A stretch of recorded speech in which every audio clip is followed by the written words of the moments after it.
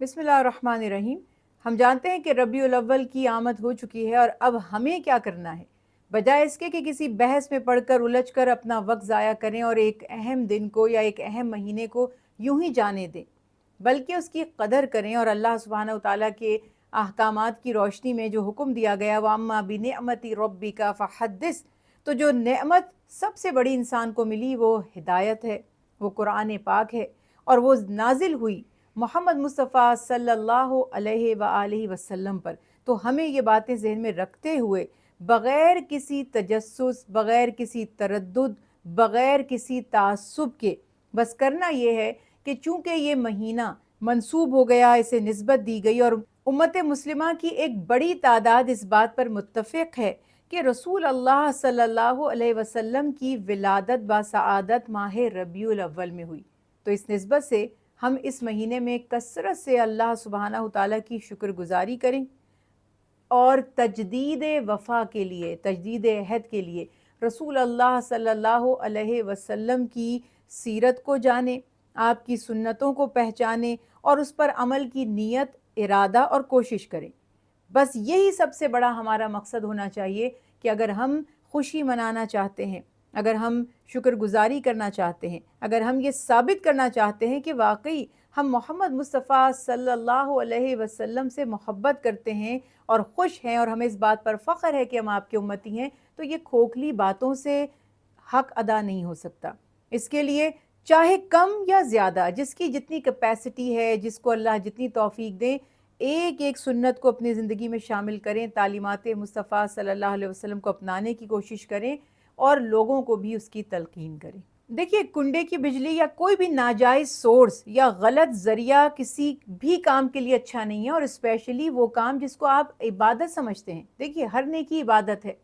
اور صدقہ کیا ہے؟ ہر نیکی صدقہ ہے۔ تو ہم جب اللہ کے حبیب کا ذکر کرتے ہیں یا اس ذکر کے نام پر ہم گیدرنگز کرتے ہیں اور ہم لوگوں کو جمع کرتے ہیں، اور اس میں ہمارا مقصد ہوتا ہے کہ اللہ سبحانہ وتعالیٰ کی ہم رضا حاصل کریں کہ یا اللہ ہم خوش ہیں کہ آپ نے ہمیں محمد صلی اللہ علیہ وسلم کا امتی بنایا۔ تو جب آپ یہ نیکی کر رہے ہیں اور دوسری طرف آپ کا یہ ارادہ بھی ہے، یہ نیت بھی ہے، یہ مقصد بھی ہے کہ ہمیں ثواب ملے گا، آبویسلی ایک سینسیبل شخص تو ثواب حاصل کرنے کے لیے ہی ایسی گیدرنگز کرتا ہے۔ تو یہ حدیث مبارکہ یاد رکھیے جس میں آپ صلی اللہ علیہ وسلم نے فرمایا کہ اللہ تعالیٰ جو صدقہ ہے وہ حلال کی کمائی سے ہی قبول فرماتے ہیں۔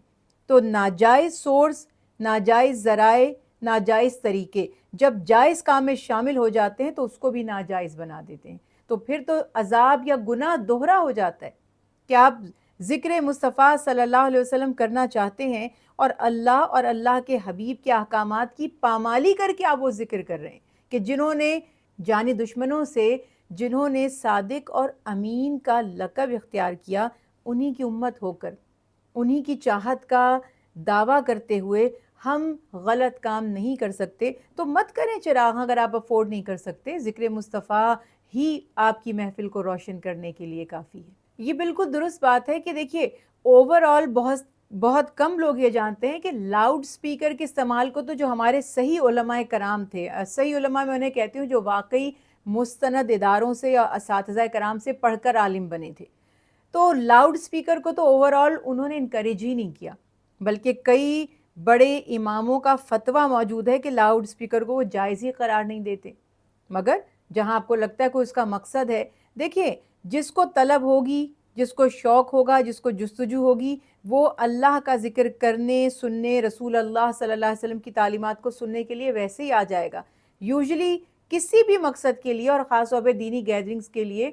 لاؤڈ سپیکر، جب ہم آج کل جس طرح کے وہ ہیوی لاؤڈ سپیکرز آئے ہوئے ہیں، جب ہم وہ استعمال کرتے ہیں تو یہ شرعاً بھی درست بات نہیں ہے، کیونکہ کوئی گھر میں نماز ادا کر رہا ہے، کوئی تلاوت قرآن پاک کر رہا ہے، کوئی آرام کر رہا ہے، اور آج کل تو اکثر ایسی زوم میٹنگز اور ریکارڈنگز چل رہی ہوتی ہیں، لائیو سیشنز کلاسز کے چل رہے ہوتے ہیں، جس میں آپ نہیں چاہتے کہ بہت زیادہ نوائزز لاؤڈ آپ کی اس ویڈیو کو یا آپ کی کلاس کو یا آپ کی میٹنگ کو افیکٹ کریں۔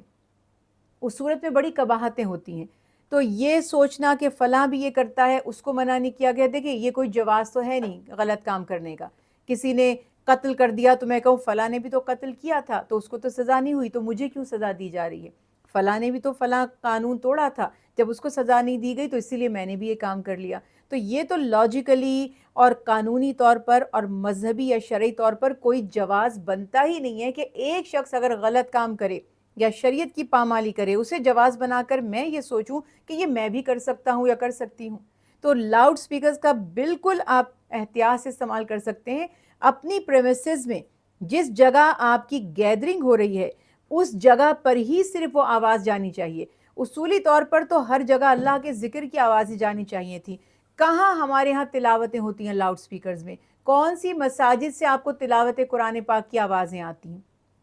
जब तिलावत कुरान पाक की आवाज़ें आपको नहीं लाउड स्पीकर्स में आ रही, तो फिर मिलाद शरीफ और नातों की आवाज़ें जाना, वो फिर आप उसका जवाज़ कैसे देते हैं? क्या ये साबित करता है कि आपको अल्लाह और उसके हबीब से बहुत मोहब्बत है?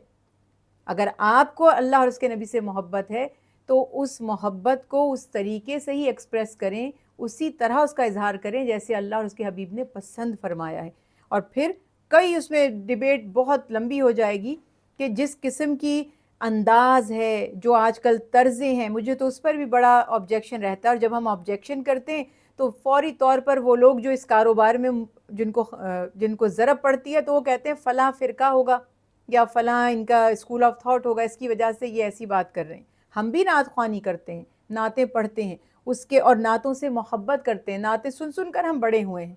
लेकिन नात का हक़ अदा करना, अल्लाह से डर कर अल्लाह के नबी का ज़िक्र करना, ये बहुत ज़रूरी है। नातों के अशार का ख़याल रखिए इंतख़ाब करते वक़्त,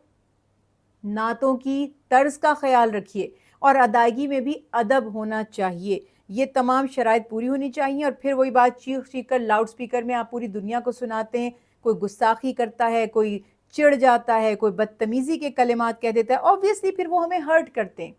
उससे फिर फ़ितने, फ़साद, झगड़े और लड़ाइयाँ और कहाँ तक वो बात चली जाती है। तो अल्लाह ताला हम सबको हिदायत अता फ़रमाएँ और हकीकी मोहब्बत अल्लाह ताला अपनी और अपने नबी की हमारे दिलों में पैदा फ़रमा दे। रबीउल अव्वल में जो सबसे बड़ी इबादत है, जैसे मैंने अर्ज़ की, शुक्रगुज़ारी। जब अल्लाह ताला ने कुरान पाक में हज़रत मूसा अलैहिस्सलाम के बारे में भी फ़रमाया ना सूरह इब्राहीम में, कि मूसा अलैहिस्सलाम से हुक्म दिया कि अपनी कौम से कहिए कि अय्यामिल्लाह को याद करें, अल्लाह के दिनों को याद करें। तो उससे मुराद ये थी कि उन दिनों को जिसमें अल्लाह की बड़ी निशानियाँ ज़ाहिर हुईं, मोजज़ात ज़ाहिर हुए, किसी कौम को कोई नेमत मिली, किसी कौम को किसी मुसीबत से नजात मिली। तो ये दलील मानते हुए हम ये कहते हैं कि हमारा काम है शुक्रगुज़ारी। अल्लाह के दिनों को याद करें कि जिस दिन अल्लाह ने पूरी कायनात पर एहसान अज़ीम फ़रमाया और फ़रमाया वमा अरसलनाका इल्ला रहमतल लिल आलमीन, कि आज हमने नहीं भेजा आपको मगर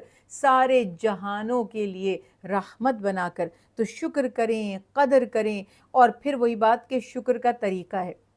आप जानते हैं कि अल्लाह ने इतना बड़ा एहसान और इनाम फ़रमाया, तो रसूल अल्लाह सल्लल्लाहु अलैहि वसल्लम की तालीमात को अपनाएं और कसरत से आप सल्लल्लाहु अलैहि वसल्लम पर दुरूद शरीफ भेजें। तो अगर मुझसे तो कोई पूछता है कि रबीउल अव्वल में सबसे ज़्यादा अमल क्या हो, तो मैं यही अर्ज़ करूँगी कि सीरत मुस्तफ़ा सल्लल्लाहु अलैहि वसल्लम को आप, मैं नहीं कह रही कि पूरा पैकर बन जाएंगे एक दिन में, ये नहीं हो सकता, मैं आपसे ये कह भी नहीं सकती। आप ये डिसाइड कर लें, एक सुन्नत को मैंने आज इख्तियार करना है और एक बुराई को छोड़ना है जो मेरे नबी ने जिससे मुझे मना किया, क्योंकि जो अल्लाह के हबीब फरमा रहे हैं वो अल्लाह ही का फरमान है, अल्लाह ही का हुक्म है। और फिर कसरत से दुरूद शरीफ पढ़ें कि जिससे आपको रहमतें भी मिलेंगी, आपकी नेमतों में भी इजाफा होगा और आपकी दुआएं भी कबूल होंगी।